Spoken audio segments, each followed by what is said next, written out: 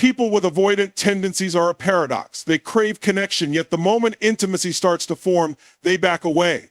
They tell themselves they don't need anyone, that they're better off alone, but deep down, they want to feel close just like anyone else. The problem is closeness feels like a threat to them. It's unfamiliar. It's uncomfortable. And because of that, they spend their lives keeping people at a safe distance. But here's where it gets interesting when you finally say no and walk away. Suddenly, they can't stop thinking about you. At first, they act like they don't care. That's their default.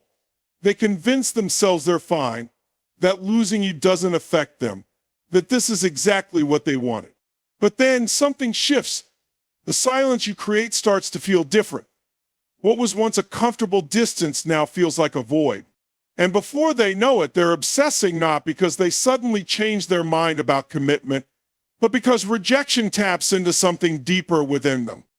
You see, avoidants don't just fear intimacy, they also fear rejection. It's a strange contradiction, but it's real. As long as they are the ones pulling away, they feel safe. They feel safe in control. But the moment you remove yourself from the equation, the game changes. Suddenly, they're not the ones creating distance, you are. And that loss of control shakes them. It triggers the very fear they've been running from their entire lives. Because for them, rejection isn't just about losing a person, it's about losing a sense of security. It's about facing the fact that they might not be as unaffected as they pretend to be. That maybe, just maybe, the walls they built to protect themselves are actually keeping them trapped. And that's terrifying. So they start thinking about you. At first, it's subtle, just a passing thought here and there. But over time, it grows. They replay old conversations. They wonder what you're doing, if you've moved on, if you ever think about them. And the more they think, the more they obsess, not necessarily because they're ready for a relationship, but because the idea of being rejected triggers a part of them that they don't know how to handle. That's why you see avoidance coming back after you've walked away. It's why they suddenly show interest again after they've spent weeks or months acting indifferent. They don't necessarily miss you, they miss the comfort of knowing you were still there. They miss the security of knowing that if they ever decided to come closer, you'd still be an option. But when you take that away, it forces them to confront something they've avoided their entire lives, the reality that real connections aren't one-sided. And here's the most important part: you can't take this as proof that they've changed. Obsession doesn't equal commitment. Interest doesn't equal emotional availability. Just because they want you back doesn't mean they're ready to show up for you in a way you deserve. What it really means is that they're uncomfortable with the idea of losing you. They're trying to ease their own fears, not necessarily build something real with you. So when an avoidant starts obsessing over you after you've said no, you have to ask yourself, what are they really after? Are they ready to step up? Or are they just chasing you because they don't like the feeling of rejection? Because if it's the latter, they're just going to repeat the cycle. They'll pull you back in, make you feel wanted again, but the moment they feel secure, they'll start creating distance all over again. That's why the strongest thing you can do is stay firm in your decision. Don't mistake their obsession for real change. Don't let their sudden interest cloud your judgment. Because if someone only values you when you're walking away, they never really valued you in the first place. They only valued the comfort of knowing you were still an option. And you deserve more than that. Avoidants thrive on control. They navigate relationships in a way that allows them to feel safe, maintaining just enough distance to avoid getting too close, but not so much that they lose access to you entirely. It's a delicate balance, one they manage well as long as they're the ones dictating the pace. But the moment you take control, the moment you pull away and say no, everything shifts. Suddenly, they feel something they weren't prepared for: discomfort. Not because they truly want intimacy, but because they've lost control over the dynamic they carefully built. For avoidance, relationships often feel like a push and pull game. When they sense that you're too close, they push you away to regain their space. But when you step back, when you stop reaching out, when you move on without them, that's when they panic. That's when the chase instinct kicks in. Not because they've suddenly realized how much they love you, but because losing control over you feels like losing a part of themselves. In their minds, they were supposed to be the ones deciding how much distance existed between you.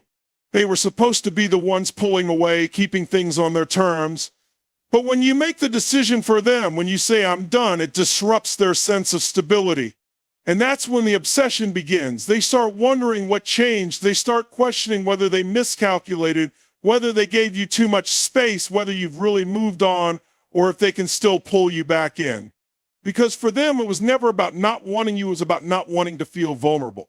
And now, for the first time, they're the ones experiencing uncertainty. They're the ones on the receiving end of distance.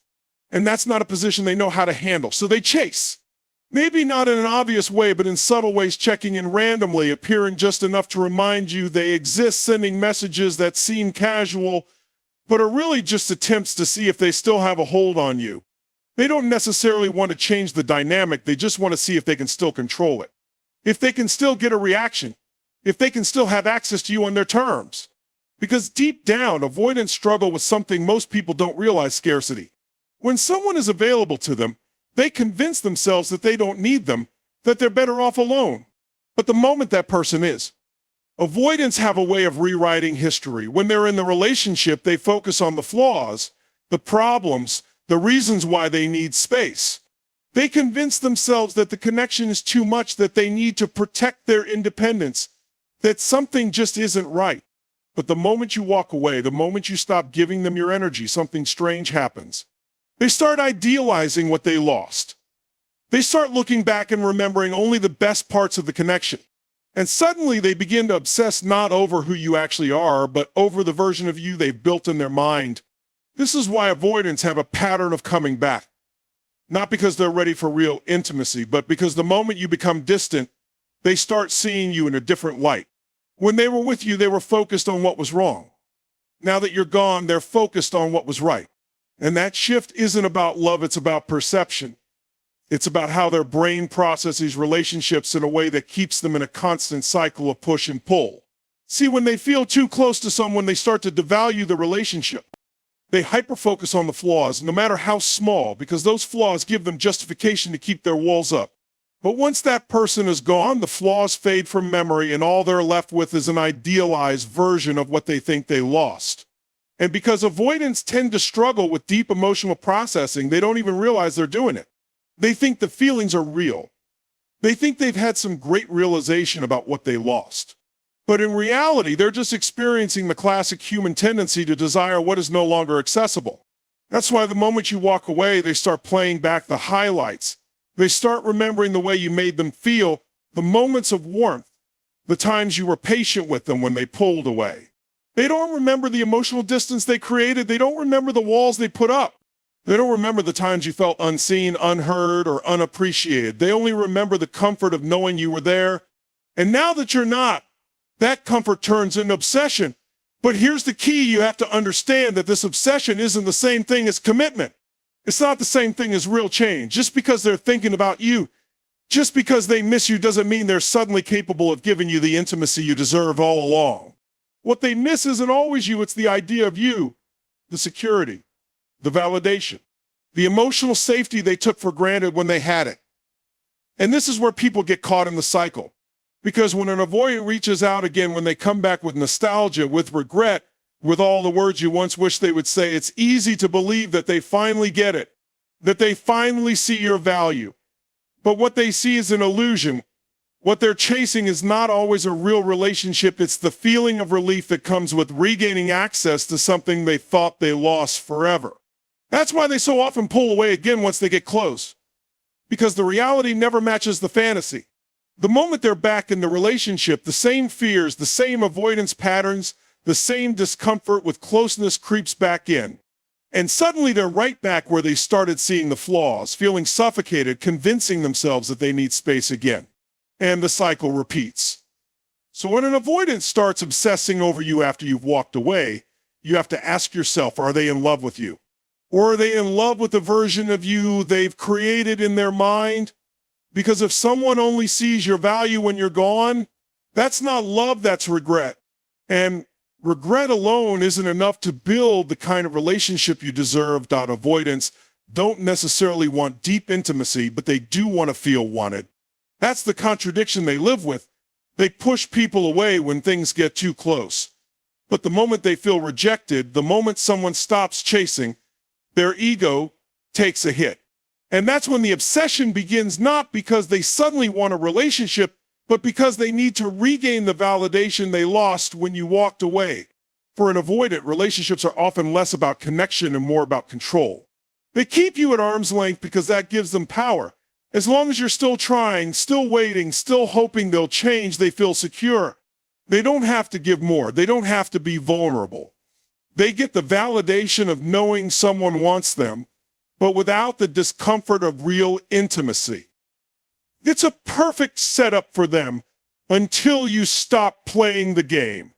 When you stop chasing, when you stop feeding into the dynamic, that's when something shifts inside them. It's not about love. It's not about suddenly realizing you're the one. It's about the fact that they were so used to feeling desired by you, and now that feeling is gone. And when an avoidant feels like they've lost access to your validation, they start to panic. Not because they're ready to change, but because they don't know how to handle the discomfort of no longer being wanted. Think about it. When someone has always had the upper hand, when they've always had the luxury of keeping people at a distance while still being pursued, what happens when that dynamic flips? It disrupts their entire sense of self. It forces them to question whether they were as in control as they thought. And that's when they start obsessing not over you, but over the feeling of being wanted again. This is why avoidants reappear when you least expect it. It's why they send that random text, why they check in just enough to see if they still have a hold on you. They don't necessarily want to fix things. They just want to know that if they ever changed their mind, you'd still be there. They want to feel desirable again. They want to rebuild their sense of control. But here's the truth: someone who only wants you when they feel like they're losing you doesn't actually want you. They want validation. They want reassurance. And if you let them back in, if you respond, if you give them the reaction they were looking for, the cycle starts all over again. Because once they feel secure again, once they know they still have access to you, their fear of intimacy returns and they start pulling away all over again. That's why the best thing you can do is recognize the pattern and break it. Don't confuse their sudden obsession with real change. Don't mistake their need for validation as proof that they finally see your worth. Because real love isn't about ego. Real love isn't about needing to be wanted. Real love is about showing up consistently without the fear of closeness getting in the way. And if someone can't do that, then it doesn't matter how much they obsess over you once you're gone. It doesn't matter how much they suddenly miss you. What matters is whether they're capable of giving you the kind of love that doesn't require you to disappear first. Avoidants are wired for the push-pull cycle. It's not something they do consciously, but it's a pattern that plays out in their relationships over and over again. When they feel like someone is getting too close, they instinctively pull away. They start finding reasons to create distance, to detach, to convince themselves that they don't need the relationship as much as they thought they did. But the moment that person steps back, the moment they stop chasing, something flips inside the avoidant's mind. Suddenly they feel the pull. Suddenly they're ones doing the chasing, and that's the cycle: push, pull over and over again. At the core of this dynamic is fear. Fear of losing independence, fear of being controlled, fear of emotional overwhelm. Avoidants aren't cold, and they're not incapable of love. But love feels different to them than it does to someone who is secure in relationships. For them, love is tied to risk, the risk of being vulnerable, the risk of getting hurt, the risk of losing themselves in someone else. And that's why they push away when things feel too intimate. It's a defense mechanism, a way of self-protection. But here's the contradiction: while avoidants push people away when they get too close, they also have a deep need for connection. They don't always recognize it, but it's there. So when someone actually walks away from them, when the attention and effort they once took for granted disappears, that fear of intimacy is suddenly replaced with a new fear of abandonment. And that's when they start to pull back in what they pushed away. They don't necessarily want a relationship. They just want to relieve the discomfort of feeling like they lost something. Because as long as you were still there, as long as you were still trying, they had the luxury of pushing you away on their terms. They were in control of the distance, but the moment you remove yourself from that dynamic, they feel that control slipping. And suddenly they're the ones feeling uncertain. They're the ones wondering if they made a mistake. So they come back, sometimes subtly, sometimes intensely. They might send a casual text checking in as if nothing happened. They might try to spark old conversations, reminding you of the good times. They might even go as far as confessing feelings they once denied. And in that moment, it's tempting to believe that they've changed, that they finally see your worth, that they're ready to do things differently this time. But this is where most people get caught in the cycle. Because the moment the avoidant feels like they have you again, the same fears that made them push you away in the first place start creeping back in. The moment they feel secure in the relationship, the urgency they felt when you walked away fades. And before long, the cycle repeats. They start pulling away again. They start craving space. They start convincing themselves that they're not ready. And this isn't because they're intentionally playing games. It's because they haven't addressed the root of the problem. They haven't done the work to understand why intimacy feels like a threat to them. They haven't learned how to sit with the discomfort of emotional closeness without running from it. So, no matter how strong their feelings for you might be, no matter how much they miss you when you're gone, the fear always wins in the end unless they actively work to change their patterns. That's why breaking free from this cycle isn't about waiting for an avoidant to wake up one day and suddenly be ready. It's about recognizing the pattern for what it is and deciding whether you're willing to keep playing the game. Because someone who only fights for you when they feel like they're losing you isn't truly fighting for you. They're fighting for control, for comfort, for reassurance, and real love isn't about that. Real love doesn't require distance to be felt. Real love doesn't depend on fear to stay alive. It just avoidants don't just obsess over you. When you're gone, they obsess over what you represented to them.